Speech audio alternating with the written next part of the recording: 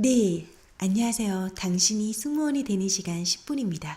당시 예전에 제가 그 토익 점수가 빠른 시간 내에 많이 올랐다라고 말씀드린 적이 있었는데 그 영상에 많은 분들이 댓글을 달아주셨어요. 어떻게 그렇게 빨리 올랐나요? 이렇게 여쭤봐 주셔가지고 그것에 대한 영상을 만들어 드려야지 하다가 저번에 한번 만들긴 했어요. 근데 제가 설명을 미흡하게 한 것 같아서 지금도 미흡한 상태이지만은 제가 영어 공부를 그 뒤에 하지 않았기 때문에 그 영어에 대해서 전문 지식이 없는 상태예요. 그래도 그때 제가 어떻게 영어 공부를 했는지 지금 최대한 간략하게 설명을 좀 해드릴까 합니다. 당시 저희 상황은 토익 점수가 없었기 때문에 빨리 급하게 만들어야지만이 하반기 국제선 지원이 가능한 상황이었어요. 그 점수는 그때 6월이었는데 한 400에서 500점이었어요. 심각하죠. 그래서 한 달 동안 영어 공부를 해서 700점으로 올렸습니다. 그때 저의 기본 실력은 LC는 아예 안 들렸어요. 그러니까 미드 같은 거 좋아하거나 이런 거 자주 듣는 사람들은 어느 정도 그 영어의 리듬이라든지 그런 것에 감각이 있지만 저는 미드도 좋아하지 않고 외국에 막 다니면서 외국인 친구가 있고 이런 것도 아니기 때문에 LC는 사후정이었고 문법에 대해서는 무식한 사람이었어요. 그래서 제가 공부를 하면서 깨달은 거는 첫 번째는 LC에만 올인하는 거를 포기했어요. 그러니까 오답노트 이렇게 정리하는 사람 중에서 듣고 받아쓰기 하고 또 듣고 받아쓰기 하고 이런 사람들 많잖아요. 사실 그거는 정말 좋은 방법인데 시간 투자가 좀 많이 들어가요. 그래서 저는 그거는 포기를 했고 그냥 듣기 모의고사는 계속했어요. 그러면서 파트 1에서는 이런 식으로 문제가 나오네, 파트 2에서는 이렇게 나오네, 그냥 그 문제의 유형 감각만 익히려고 노력을 많이 했고 RC밖에 없죠. 이제 한국 사람들은 원래 가만히 앉아서 책상에 끄적이는 거 좋아하다 보니까 문법에 좀 강하잖아요. 그래서 나만의 방법으로 문법 정리를 해야겠다라고 생각해서 거기에 올인을 좀 했습니다. 그래서 제 문법 정리 방법은요, 제가 생각한 영어는 아무리 어려워도 명사와 기능어가 전부예요. 이게 무슨 말이냐면은 영어의 구조는 이제 5개 구조가 있잖아요. 첫 번째는 주어하고 동사, 이게 명사하고 기능어고요. 주어 동사 보어는 명사 기능어 기능어, 주어 동사 목적어는 명사 기능어 명사. 그러니까 주어 동사 목적어 목적어는 명사 기능어 명사 명사. 그래서 모든 것을요, 명사냐 아니면 명사와 명사를 이어주는 기능어냐, 전 이렇게 철저하게 그냥 나눠버렸어요. 그러고 난 다음에 어떻게 공부에 들어갔냐, 그러니까 가만히 영어의 그 흐름을 가만히 그때 당시에 제가 이해했던 바로는 이 세상 책상 위에 있는 것만 해도 연필, 뭐 제가 지금 카메라 영상 찍고 있으니까 마이크, 책 이런 것들이 있잖아요. 그리고 사람 관계도 내가 있죠. 그리고 당신이 있죠. 그러니까 정말 수많은 객체들이 존재를 하는데 이 객체와 객체를 이어주는 방법이 기능어라고 이해를 했어요, 저는. 그러면 그 명사의 종류에는 어떤 게 있냐? 명사가 이루어지는 방법에는 뭐 앞에 관사가 붙고 더가 붙고 뭐 그 뒤에는 형용사가 붙고 이렇게 하면서 하나의 명사가 이루어지죠. 그러니까 이 친구라고 하면은 이쁜 친구, 대명사는 친구 하나를 두고 쉬, 동명사는 친구가 뛰고 있어요. 달리기를 하는 친구, 그러니까 달리기를 하는 친구가 그 친구에 대한 그러니까 명사인 거예요. 그리고 투부정사하고 원형 동사 이렇게 하면은 그게 명사형으로 쓰여요. 조동사, 명사고 명사절. 이렇게 일단 기억나는 대로 제가 지금 썼는데 문법 공부를 하면서 대명사에 대해서 나오네. 그러면 그거를 따로 대명사다 이렇게 공부를 하는 게 아니라 이거는 이 명사 자리, 주어 자리나 목적어 자리에 들어가는 명사다 이렇게 공부를 하는 거예요. 동명사 같은 경우도 동사처럼 생겼지만은 사실은 그거는 그 객체가 뛰는 모습을 설명을 한 거거든요. 토끼는 뛰는데 토끼가 뛰고 있다라고 하면은 토끼가 명사고 뛰고 있다가 기능어가 되겠죠. 하지만 뛰는 토끼를 보았다라고 했을 때 내가 뛰는 토끼를 보았다라고 하면 내가 명사가 되고 보았다가 기능어가 되고 뛰는 토끼가 또 명사가 되겠죠.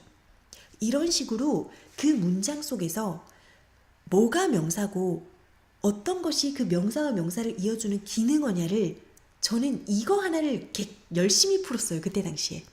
그러다 보니까 아무리 복잡하고 어려워 보이는 문장이어도 어떤 것이 명사인지 그 부분만 딱딱딱 체크를 하니까 그 명사, 그 문장 전체가 보이는 게 좀 쉬워지기 시작하더라고요. 그때부터 독해가 조금 약간 제 눈에 막 너무 어렵게 꼬아서 생각하지 않아도 되게끔 좀 정리되고 이해가 되기 시작을 했어요.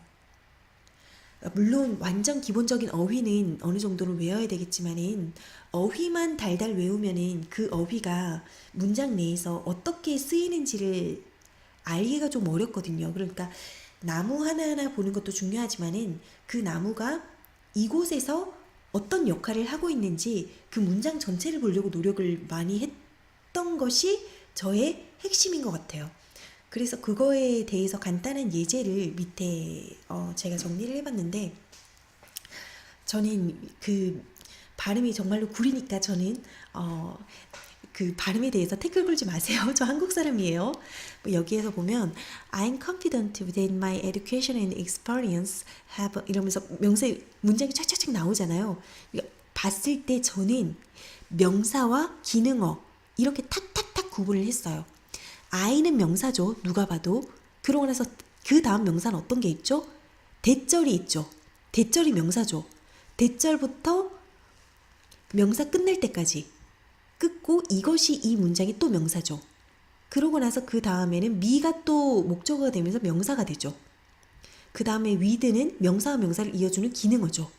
그 뒤에는 또 더가 앞에 나오니까 얘가 명사죠. 그러면서 탁탁탁 끈 저의 이 카테고리화된 거를 보면은 명사와 기능어와 명사와 기능어, 명사 기능어, 명사 기능어. 영어 문장은 아무리 어려워도 그냥 명사 기능어, 명사 기능어. 그러면은 나중에는 처음에는 어떤 것이 명사인지 딱 봐도 얘는 명사, 얘는 명사. 그래서 걔는 명사로 구분을 해버려요. 그러고 나서 나머지는 명사와 명사를 이어주기 위한 기능어가 되겠죠. 그러면 이 기능어가 어떤 식으로 쓰이고 있는지가 조금 더 단순하게 잘 보여요. 이게 설명이 잘 되고 있는 건지는 잘 모르겠어요. 그러니까 저의 이 영어 공부의 핵심은요, 최대한 단순하고 간결하게 내가 이해할 수 있게끔 카테고리를 쫙 만들었어요. 저는 노트를 반으로 나눠요. 그래서 첫 번째 앞 페이지는 명사만 거기에 쫙 정리를 해요. 어떤 문장에서 이게 명사다 하고 그 명사만 쫙 정리를 하고 그 나머지는 기능어겠죠. 그러면은 그거는 뒷페이지에다가 대고 이 기능어는 어떻게 쓰이지? 하는 식으로 공부를 했어요. 그걸 두고 뭐 미래 시제, 현재 완료, 수동태 이렇게 어렵게 구분해서 공부를 한 게 아니라 이 기능어가 앞의 명사와 뒤의 명사를 어떻게 이어주려고 여기 중간에 있는 거지? 어떤 기능어지? 이런 식으로 그냥 이해를 하면서 공부를 했던 것 같아요. 그러다 보니까 영어 공부가 굉장히 재밌어지기 시작하면서 나중엔 이제 파트 5, 6, 7 이렇게 되었을 때에는 뭐 어휘 종류가 다른데 어떤 걸 적절하게 넣느냐 이런 거는 어휘를 공부를 조금 해야 돼요. 근데 어떤 형태의 단어를 넣느냐 이거는 눈에 보이기 시작해요. 왜냐면 어떤 게 동사고 어떤 게 기능어인지가 보이기 시작하니까. 그러면 그때부터는 그 단어의 뜻을 몰라도 체크가 가능해져요. 그리고 파트 7 같은 경우는 문장이 정말로 길잖아요.